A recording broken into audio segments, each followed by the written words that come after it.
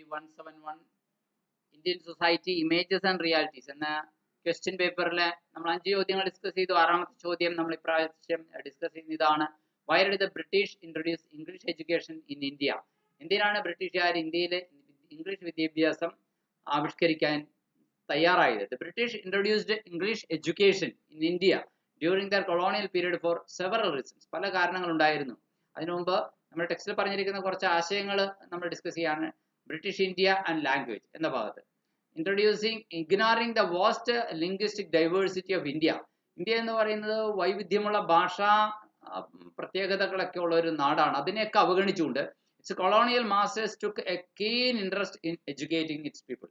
അതിന്റെ കൊളോണിയൽ താല്പര്യങ്ങൾ അതിന്റെ ആൾക്കാരെ വിദ്യാഭ്യാസം ചെയ്യിക്കുന്നതിൽ വലിയ താല്പര്യം പ്രകടിപ്പിച്ചു എന്നുള്ളതാണ് പറഞ്ഞു വരുന്നത്.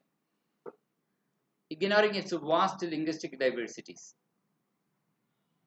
and English language, because of so many reasons, Indians educated in English language would have meant low wage laborers for the clerical jobs. English വിദ്യാഭ്യാസം കിട്ടിയ ഇന്ത്യക്കാര് ഉണ്ടാവുകയാണെങ്കിൽ കുറഞ്ഞ ശമ്പളത്തിന് തീർച്ചയായും അവരുടെ ക്ലറിക്കൽ ജോലികൾ ചെയ്യുവാൻ പര്യാപ്തരായ ആളുകൾ, അത്തരം ആളുകളെ സൃഷ്ടിച്ചെടുക്കുക എന്നത് അതിന്റെ ഉദ്ദേശം തന്നെയായിരുന്നു.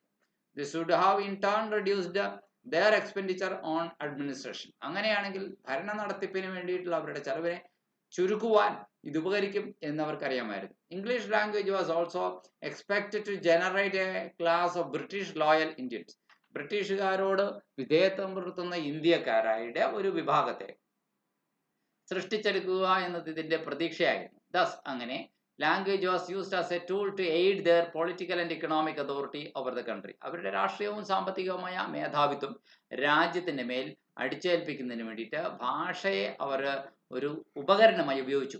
The gov government jobs to only those who knew English language. English language അറിയുന്നവർക്ക് മാത്രം ഗവൺമെന്റ് ജോലികൾ നൽകി. Thus compelling Indians to opt for English education. ഇന്ത്യക്കാരെ ഇംഗ്ലീഷ് വിദ്യാഭ്യാസം തെരഞ്ഞെടുക്കാനായിട്ട് അങ്ങനെ നിർബന്ധിക്കുന്ന പരോക്ഷ രീതിയായി ഇത് മാറുകയും ചെയ്തു. This created and strengthened the class divide between the rich city dwellers. ഇത് പട്ടണവാസികളായ സമ്പന്നരും അതുപോലെ and the poor within Indian population. Indian ജനസംഖ്യയിലെ ഗ്രാമീണരായിട്ടുള്ള ദരിദ്രരായിട്ടുള്ള മനുഷ്യരും തമ്മിൽ വലിയ അന്തരമുണ്ടാക്കി തീർക്കുന്നതിന് ഇത് കാരണമായി. As well as regional disparities, as some regions were more under British influence than others. അതുകൊണ്ട് പട്ടണവാസികളുടെ പ്രദേശം കൂടുതൽ ബ്രിട്ടീഷ് സ്വാധീനത്തിന് കീഴിലാവുകയും ഗ്രാമീണര് അത്രയ്ക്ക് അങ്ങോട്ട് ബ്രിട്ടീഷ് സ്വാധീനത്തിന് വിധേയപ്പെടാതിരിക്കുകയും ചെയ്ത ഒരു പ്രത്യേകത കൂടി ഉണ്ടായി. But most Indians remained loyal to their mother tongues.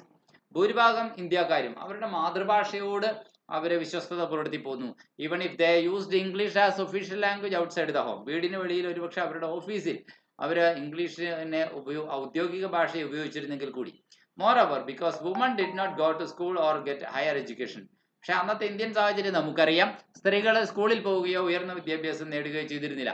പ്രത്യേകിച്ചും എസ്പെഷ്യലി ഇൻ ഇംഗ്ലീഷ്, പ്രത്യേകിച്ചും ഇംഗ്ലീഷിൽ അവർ പ്രാവീണ്യമേ നേടിയിരുന്നില്ല. The home language remained and still largely remains the mother tongue.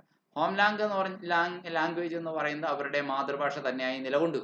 Due to this, ഇക്കാരണത്താൽ the colonial dream of making English their national language could never materialise. English ഭാഷയെ അവരുടെ മാതൃഭാഷയാക്കി മാറ്റുവാനുള്ള ആ കോളനി സ്വപ്നം ഒരിക്കലും ഫലവത്തായില്ല എന്ന് വേണമെങ്കിൽ പറയാം, മെറ്റീരിയലൈസ് ആയില്ല. Colonial reasons for introducing English language in Indian education system. Indian വിദ്യാഭ്യാസ സമ്പ്രദായത്തിൽ ഇംഗ്ലീഷ് ലാംഗ്വേജ് ഇൻട്രൊഡ്യൂസ് ചെയ്തതിന് കൊളോണിയൻ ഭരണാധികാരികൾക്ക് അവരുടേതായ ന്യായങ്ങളുണ്ട്. British needed a common language to communicate with local officials, administrators and educated elite.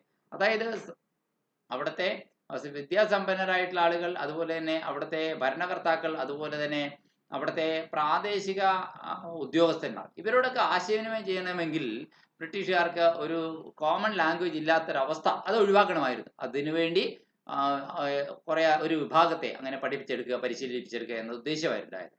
The British East India Company needed local intermediaries. പ്രാദേശികമായ ഇടനിലക്കാരെ ആവശ്യമായിരുന്നു British East India കമ്പനിക്ക്. ഹു വുഡ് കമ്മ്യൂണിക്കേറ്റ് ഇൻ ഇംഗ്ലീഷിൽ അവർക്ക് സംസാരിക്കാൻ, ആശയവിനിമയം ചെയ്യാനും കഴിയും. To facilitate trade. അങ്ങനെയാണെങ്കിൽ കച്ചവടം, വാണിജ്യം, വ്യവസായം എന്നീ മേഖലകളിലൊക്കെ കമ്മ്യൂണിക്കേഷൻ ഒരാവശ്യമായിരുന്നു. അതിന് ഉപകരിക്കുന്ന ഒരു ലോക്കൽ ആയിട്ടുള്ള വിശ്വസ്തരായ ജനസംഖ്യയെ ഉണ്ടാക്കിയെടുക്കുക എന്ന ലക്ഷ്യം. മൂന്ന്, the British so English language education as a means to spread western culture. English language education പഠിപ്പിച്ചെടുക്കുക എന്ന് പറയുന്നത്, വ്യാപിപ്പിക്കുക എന്ന് പറയുന്നത് പാശ്ചാത്യ സംസ്കാരം വ്യാപിക്കുക എന്നതുകൂടിയാണ്. പാശ്ചാത്യ മൂല്യങ്ങൾ, വാല്യൂസ് ആൻഡ് ഐഡിയാസ് ഇൻ ഇന്ത്യയിൽ പാശ്ചാത്യമായ മൂല്യങ്ങൾക്കും ആശയങ്ങൾക്കും പ്രചാരം കിട്ടുക എന്ന ഉദ്ദേശം കൂടി അതിന്റെ പിന്നിൽ ഉണ്ടായിരുന്നു. They believed that English education would help civilize and modernize Indian society. Indian സൊസൈറ്റിയെ സിവിലൈസ് ചെയ്യാനും മോഡേണൈസ് ചെയ്യാനും ഈ ഇംഗ്ലീഷ് വിദ്യാഭ്യാസത്തിന്റെ പഠിപ്പിക്കൽ ഉപകരിക്കുമെന്ന് അവർ വിശ്വസിച്ചു. The British aimed to create a compliant rule obeying category Indian elites. Indian സമ്പന്നവർഗരെ, വരേണ്യവർഗത്തിൽപ്പെട്ട ആൾക്കാർ പക്ഷെ നിയമം അനുസരിച്ച് ബ്രിട്ടീഷുകാരെ വിധേയപ്പെട്ടു നിൽക്കുന്ന ഒരു വിഭാഗത്തെ സൃഷ്ടിച്ചെടുക്കുക. who would be loyal to the British crown. British രാജ്ഞിയോട് വിധേയത്വം പുലർത്തുന്ന ഒരു വിഭാഗം. And help maintain colonial rule. ഒപ്പം തന്നെ കോളനി ഭരണത്തെ നിലനിർത്താൻ സഹായിക്കുക, ഒപ്പം തന്നെ കോളനി ഭരണത്തെ അംഗീകരിക്കുക. അങ്ങനത്തെ ഒരു എലൈറ്റ് പീപ്പിള്, വരേണ്യ വർഗം, അതിനെ സൃഷ്ടിച്ചെടുക്കുക, അവരോട് വിശ്വസ്തത കാണിക്കുന്ന ഒരു, അതും ഇംഗ്ലീഷ് വിദ്യാഭ്യാസം പഠിപ്പിച്ചെടുത്തതിൽ ഉദ്ദേശമുണ്ടായിരുന്നു. English language education was seen as a means to co-opt Indians into colonial administration. Colonial ഭരണം തന്നെ മതി എന്ന് ഇംഗ്ലീഷുകാർക്ക് ഒരു ബദൽ മാർഗമായി സ്വീകരിക്കുക, മറ്റൊന്നിനെ ചിന്തിക്കേണ്ട എന്ന് അതിനെ അങ്ങോട്ട് സ്വീകരിക്കാൻ വേണ്ടി, മനസ്സുകൊണ്ട് അംഗീകരിക്കാൻ വേണ്ടിയിട്ടൊരു വഴി കൂടിയായിരുന്നു ഒരു പക്ഷേ ഇംഗ്ലീഷ് വിദ്യാഭ്യാസത്തിന്റെ പ്രചാരം. മെക്കാളെ മിനിറ്റ് 1835 കൂടെ നമ്മുടെ ഇതുമായി ബന്ധപ്പെട്ട് പഠിക്കേണ്ടിയിരിക്കുന്നു. മെക്കാളെ മിനിറ്റിൽ പറയുന്ന ഇതാണ്: Thomas Babington Macaulay, British historian and politician, played a key role in introducing English as the medium of instruction for higher education in India. ഇന്ത്യയിലെ ഉന്നത വിദ്യാഭ്യാസത്തിന് ബോധന മാധ്യമമായിട്ട് ഇംഗ്ലീഷിനെ ഉപയോഗപ്പെടുത്തണമെന്ന് നിർദ്ദേശിച്ച ഒരു ചരിത്രകാരനും ബ്രിട്ടീഷ് രാഷ്ട്രീയ പ്രവർത്തകനും ഒക്കെ ആയിരുന്നു എന്ന് പറയാം തോമസ് ബാബിംഗ്ടൺ മെക്കാളെ. അദ്ദേഹത്തിന്റെ ആ പോളിസി, നയം തന്നെയാണ് മെക്കാളെയിസം എന്ന് പറയുന്നത്. His famous minute on education, വിദ്യാഭ്യാസത്തെ സംബന്ധിക്കുന്ന അദ്ദേഹത്തിന്റെ പ്രശസ്തമായ ഒരു മിനിറ്റ് ഉണ്ട്, 1835. Advocated for the use of English as the medium of instruction in Indian schools. Indian സ്കൂളുകളിൽ ഇംഗ്ലീഷ് ഒരു ബോധന മാധ്യമമായി ഉപയോഗിക്കുന്നതിനെ കുറിച്ച് അതിനെ പിന്തുണച്ചുകൊണ്ടുള്ള അദ്ദേഹത്തിന്റെ ഒരു ലേഖനമാണ് മെക്കാളെ മിനിറ്റ് എന്നറിയപ്പെടുന്നത്, minute on education. These factors contributed to the introduction of English language education in India during the British colonial period. ഈ ഘടകങ്ങളാണ് ഇന്ത്യയിൽ ഇംഗ്ലീഷ് ഭാഷാ വിദ്യാഭ്യാസത്തെ ആവിഷ്കരിക്കുന്നതിന്, കൊണ്ടുവരുന്നതിന് സഹായിച്ചതെന്ന് പറയാം. Which had a profound impact on Indian society. അത് ഇന്ത്യൻ സമൂഹത്തിൽ വലിയ ഗണ്യമായ ഇമ്പാക്ട് ഉണ്ടാക്കി. കൾച്ചർ ആൻഡ് പോളിറ്റിക്സ്, ഇന്ത്യൻ കൾച്ചറിലും ഇന്ത്യൻ രാഷ്ട്രീയത്തിലും എന്ന് പറയാം.